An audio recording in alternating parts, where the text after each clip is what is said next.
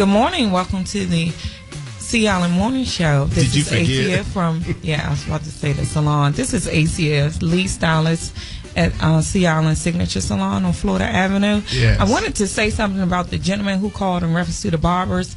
Also, too, some barbers can be very clean, keeping all their utensils and their station clean, but if they keep their clippers too sharp and they dig into your skin, then that also can cause you to have a reaction just the same. So I don't want everybody to think that, oh, my barber dirty or this nasty, he gave me bumps.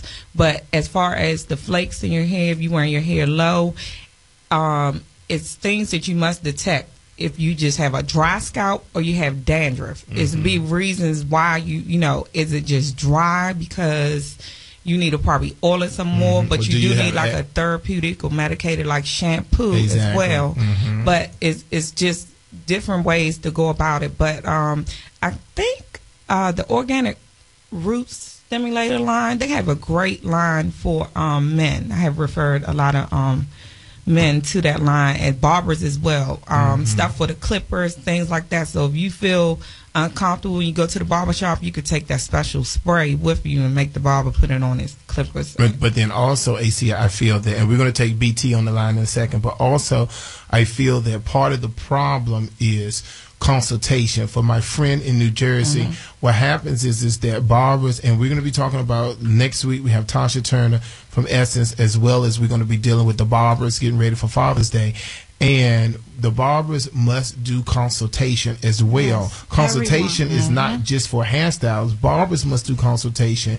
And if you see that that person has a dry scalp, like myself, I have eczema, so my scalp is going to automatically be dry. But there are things that you can do. Now, Seven Brown is our skincare expert, and we may call her next week so she can be able to also give us some information in reference to what other kind of products to use. But just let me share with you that I also have a therapeutic shampoo that AC and them do not use. I'm not going to get started on that this morning at the Signature Salon. But I also have a therapeutic shampoo that I can send you some in the mail. Just email me at THECALAN morning show at gmail.com. I know that's long, but it's the Sea Island morning show at gmail.com. Send me your address and I'll send you a free sample of that therapeutic shampoo, and I bet you'll love it. Because you know what I say, Katina, folks who don't know you and not near you, they appreciate you much more than the folks who see you every day. That's not true. Let's go to BT. Let's go to BT. Let's go to BT on the example. No, you'll run to action and get his therapeutic shampoo before you use mine. Let's move on. BT, good morning. Tell us about your salon experience. Okay, I would like to know if your new shop is at 750 Florida Avenue. It's 705. 705. Do you know the telephone number off the top of your head? Of course, ma'am. The number is Take your time now. Okay, 202 265 1772. Okay, I'm going there. Leave you something for that gout. God bless you, and talk to you later. All right. Bye. Thank you so much. I know that's right. And see, that's why I love. Nice. That's why I love my morning show listeners, baby. Now I told everyone, if you're just tuning in, I've been gone the last 2 weeks because I've been suffering with gout, not being able to walk, and it has just been very stressful. And I know that you all miss me so much. But today we're talking about salon nightmares. We got MD on the line. Good morning, MD.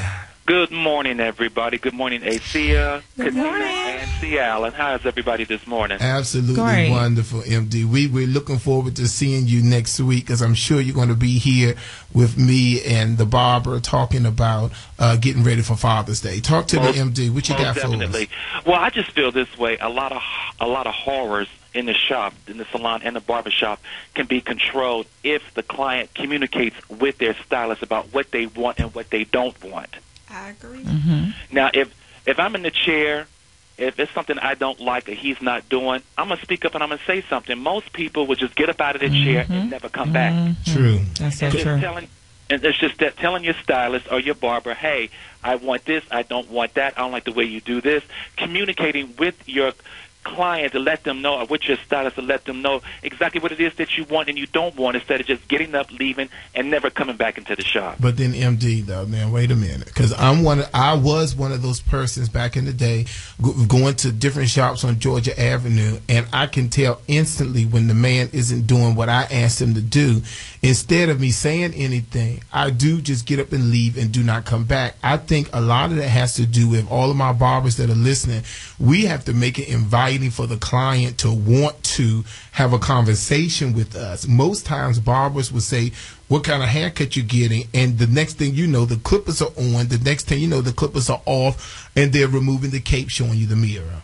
I think as a client, you do a disservice to the stylist when you don't communicate something, and not say what it is that you want or you don't want if they're not doing this right. See, I say something. I speak up and say, hey, do it this way, do it that way. And then sometimes it might be a little irritable to the stylist or whatever, but still that saves them or whatever. That saves you so that you can come back next time like he's listening to what I have to say instead of just getting up and not coming back. Yeah, but I think also, thank you, MD. Thank you so much.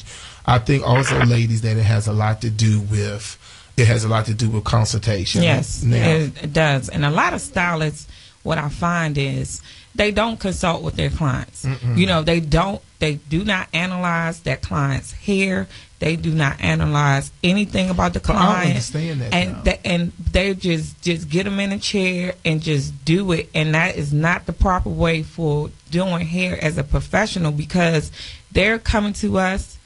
They don't know. Exactly. Some do and some don't know. So when they come to us, it is our duty. We're obligated to give them the best treatment that they need. Especially. Now, I have a major thing here. Senior citizens have been the backbone of the organization at the Bennett Career Institute, coming in to get their hair done for years and all of that. Now, I have a problem when stylists treat seniors any kind of way, when they just look at the ticket or look at whatever the service is going to be, and they don't do any kind of analyzation because they feel like, okay, she an old lady, don't really mean too much. Throw about 11 rollers in the head. Yeah, but you have to think now, is that your grandmother? Would you want somebody to treat your auntie that way? So I think it's important that stylists, this is the reason why not only at Bennett Career Institute, but at both of the salons that is represented today, the Sea Island on Martin Luther King and the Sea Island Signature, we have implemented Tuesdays and Wednesdays senior citizen days with discounts for our senior citizens. So we don't ever want our senior citizens to feel as though they have to keep going to that same lady who's not listening for 40 some years. Try a new stylist that will be able to cater to your needs and cater to you, because it is about us, and AC has said it's our duty to make sure that we take care of you. Exactly. That's what I went to school for, to get educated. You all went to school.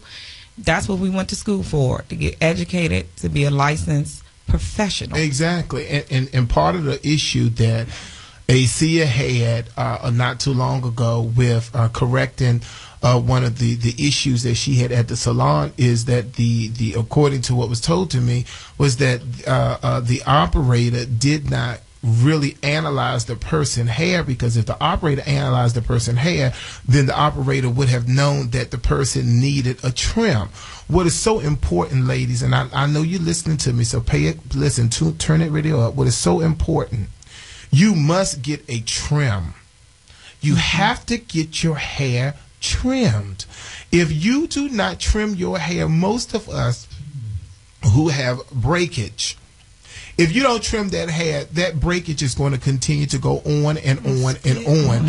And we can't give you the proper service if you don't get a trim. And most African American women do not want you to trim their hair because they feel as though you're going to give them a haircut. Right. And many of them do not want a haircut. Right. All right, before we go to break, tell me real quick about the hair getting on fire story. Real quick. We're on that 2 minutes. Piggybacking on when we say we need to educate ourselves, education is very important. Later on, I was doing a braid. That's how I started out, being a braider, and I had sprayed the aerosol spray to shine, the lady braids up after I finished, and I went back to burn it in, and her whole hair flamed up. and I was scared. What you mean by flamed up? It actually caught on fire? Caught on fire. Jeez. So how you get it out? Ow. Did she have to run to the you toilet? know when Did you things, do you know when things go Did it rinse out the wrong. The relaxer? first thing, who's the first Water went person out? we called? Jesus. No, Mom. Because I thought that lady was going to kill me. But she was really nice. And after her hair flamed up, her style looked even better. Oh, my God. All right. the little porcupines burned down and she looked good. All right, everybody, listen, we got to go to commercial break. Today we're talking about salon nightmares. Make sure you call me, 1-800-450-7876 to share your salon stories with us. We'll be right back after these messages. The news.